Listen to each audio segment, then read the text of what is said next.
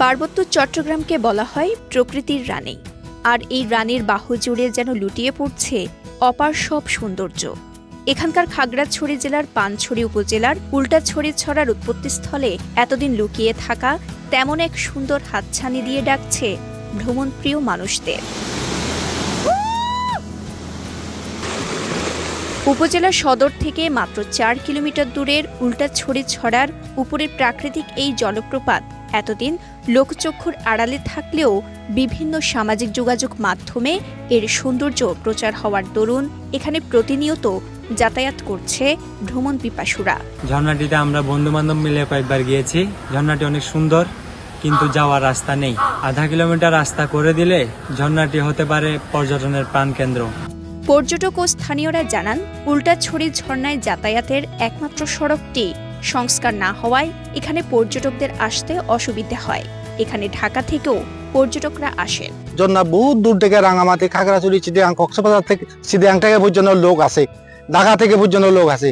এরা মানে কাঁচা রাস্তা দিয়ে আসতে এদের কষ্ট হয়। এই রাস্তাটা দ্রুত সিলিং করে দেওয়া হোক এবং আমাদের এই দুর্যোগ থেকে মুক্তি দেওয়া হোক। এই ঈদে জামা জুতো অ্যাকসেসরিজের ডিসকাউন্ট।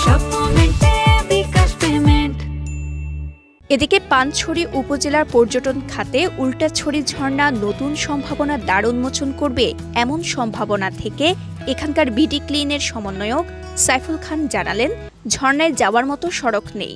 এ ব্যাপারে সংশ্লিষ্ট প্রশাসনের দৃষ্টি আকর্ষণ করেন। এই ঝর্ণা যাওয়ার জন্য সরাসরি কোনো রাস্তা নেই। আধা কিলোমিটার রাস্তা যদি হয় তাহলে পর্যটকেরা সেখানে গিয়ে ঝর্ণাটি উপভোগ করতে পারবে।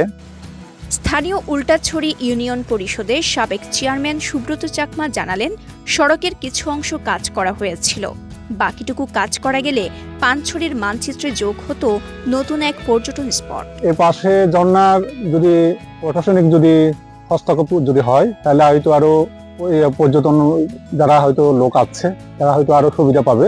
উদয়ছড়ির যে ঝর্ণাটা যাতে সংরক্ষণ করে যাতে যে জনগণের উপযোগী করা হয়, প্রশাসনের কাছে আমার জোর দাবি।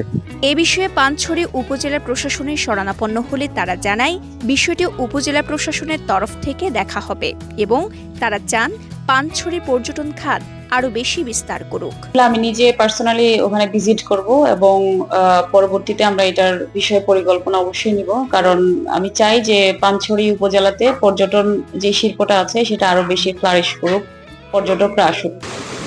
পাহাড়ের অনিন্দ্য সুন্দরের বুকে লুকিয়ে থাকা উল্টাছড়ি ঝর্ণা আগামী দিনে হতে পারে এখানকার পর্যটন খাতের নতুন এক গন্তব্য।